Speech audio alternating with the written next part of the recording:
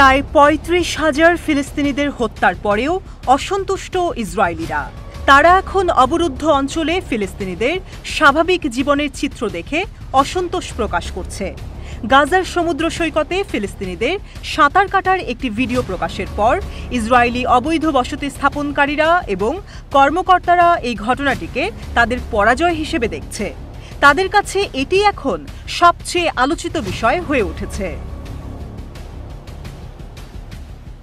Israeli channel 13-এ প্রকাশিত একটি প্রতিবেদনে ফিলিস্তিনিদের গাজা উপকূল ব্যবহারের ঘটনাকে বিশেষভাবে তুলে ধরা হয়েছে, আর সেটি অবরুদ্ধ গাজা ভূখণ্ডে চলমান ইসরায়েলি যুদ্ধ থেকে ফিলিস্তিনিদের অব্যাহতি হিসেবে দেখা হচ্ছে।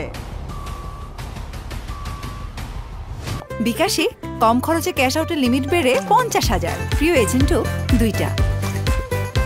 আর এই ঘটনায় বিভিন্ন হ্যাশট্যাগ ব্যবহার করে ইসরায়েলিরা প্রধানমন্ত্রী বেনিয়ামিন নেতানিয়াহুর সরকারকে উপহাস করছে।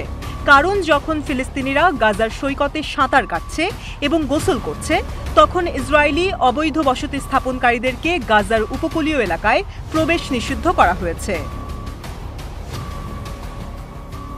চ্যানেল 13-এর সংবাদদাতা আলমোগ বোকার তার প্রতিবেদনে গাজার সৈকতে ফিলিস্তিনিদের বিচরণকে গাজা উপত্যকায় ইসরায়েলি সরকারের ঘোষিত লক্ষ্য অর্জনের ব্যর্থতা হিসেবে তুলে ধরেছে। প্রকাশিত ভিডিওতে গাজার উত্তরের জিকিম সৈকতের ছবি দেখানো হয়েছে, যেটি আগেই খালি করা হয়েছে এবং ধ্বংসস্তূপে ভরা। সম্প্রতি এই সৈকতের একটি ছবিতে দেখা গিয়েছিল ফিলিস্তিনিরা চলমান গণহত্যা থেকে বাঁচতে এখানেই জড়ো হয়েছিল। সৈকতে ফিলিস্তিনিদের উপস্থিতির ছবি দিয়ে আলমোগ বোকার এক্স পোস্টে ঘটনাটিকে অ্যাবসলিউট ভিক্টরি বলে উপহাস করেছে। সে বলেছে, এই ছবিটি দেখে আমার শরীরে জ্বালা করছে। জিকিম সৈকতে থাকাকালীন আমাদের সমুদ্র সৈকতকে একটি বন্ধ সামরিক এলাকা হিসেবে ঘোষণা করা হয়। আমরা কাঁটাতারের এপারে মিলিটারি এসকর্ট ছাড়া ওপারে যেতে পারি না, অথচ গাজাবাসীরা সমুদ্র সৈকতে সময় কাটায়, সমুদ্রে গোসল করে, যেন সেখানে কোনো যুদ্ধই নেই। গাজার এই ছবিটি অতি ডানপন্থী পুলিশ মন্ত্রী ইতামার বেন গভিরকেও বেশ ক্ষুব্ধ করেছে, আর তাতেই সে ইসরায়েলি জোট সরকার ভেঙে দেওয়ার আহ্বান জানিয়েছে। বেন গভির লিখেছে, গাজার সমুদ্র সৈকতে আজ হাজার হাজার ফিলিস্তিনিরা গোসল করছে।